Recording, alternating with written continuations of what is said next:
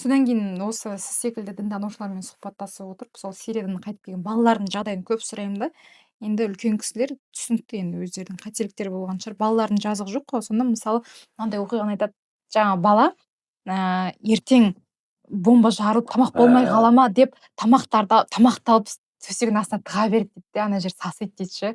Жүрегім ауырады да жаңағы оқиғаны естіген кезде. Кішкентай бала сонда жаңа аштық көргені, соғыс көргені, бомба жарылғанын көргені, енді ол баланың болашағына, оның өмірде қалыптасуына, тұлға болып қалыптасуына, адам болып қалыптасуына ше. Осы Сириядан қайтқан балалар туралы қандай ақпарат білесіз, көзқарасыңыз? Мен оны естідім, қазір есіңе түсіп көрдім да ғой. Есіңе түссе шамалы біртүрлі боласың негізі. Бір баланың өмірінің солай бұзылуына сол ата анасы себепкер болды, негізі жауапкер ғой. Балаңды енді мүмкін менің сөзім дұрыс емес шығар. Кетіп бара жатсың ба бала шағаңда нең бар деймін. Нең бар бала шағаңда? Қылмысқа бара жатсың ба неменеге балаңды алып шығасың? Қылмысқа бара жатсың ба не үшін әйеліңді алып шығасың? Не үшін деймін да мен. Енді ана әйелдің де өмірін құртты, баланың да өмірін құртты. Қазір мынау детская травма деген көп айтылып жатыр ғой. Солардікі детская травма сияқты. Сол ғой. Диас айтты ғой, мен айтып берген шығармын қателеспесем, маған оқ тиді деді. Маған оқ тиді деді. Ана кинода көретін оқ тиген. Босаң. Бір ай ауырдым деді. Индийский кино екен, мен бір ай ауырдым деді. Қатты бетон тиген сияқты. Қатты куб алдым оғандай болды деді. Және бүйтіп ұшып кеткенім соншалық, әшейін бір оқ тиді деп қара деді.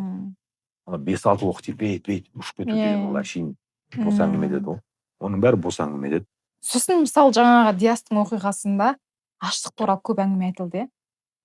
Қирандылардың астынан. Негізі қатты айтқысы келмеді негізінде, бірақ көрініп тұрды. Қирандылардың астынан тамақ тауып, тағы не кебек жеген кездері болды деп айтты ғой. Мен оны былай қойдым сұрақты. Қазақта сөз бар ғой, ораза, намаз, тоқтықта. Негізі тоқ адам ораза ұстайды. Тыныштығы бар адам намаз оқиды. Төбесінде су өтпейтін шатыры бар адам намаз оқиды. Су өтіп тұрса намаз оқи алмайсың, жау төніп тұрса намаз оқи алмайсың. Қарның аш болса, жейтін түгің болмаса қалай ораза ұстайсың? Ана жерде аштық та бар, ол жерде қорлық та бар, зорлық та бар. Ережесіз өмір ғой былай қарағанда. Енді ол бала айтқан жоқ, бірақ біз ана түзеу мекемелеріне кіреміз ғой.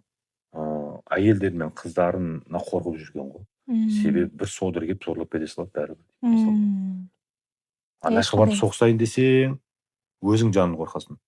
Үйде болайын десең, өзіңді байлап қойып, қызымды ма, әйелімді ма зорлап кетемін деп одан да қорқамын. Енді не болды сол енді? Жарайды, сенікі дұрыс дейік, мақұл, сенікі барлығы дұрыс деп есептейік, біз адасқан бола қойық. Өмірің не? Соқыр сенім ғой соның бәрі. Алданып қалған ғой, басқаша айтқанда. Алданып, біреудің енді осы ғой енді қараңыз. Қанша тағдыр талқандалды, осы зияны, осыны білмей жатыр да.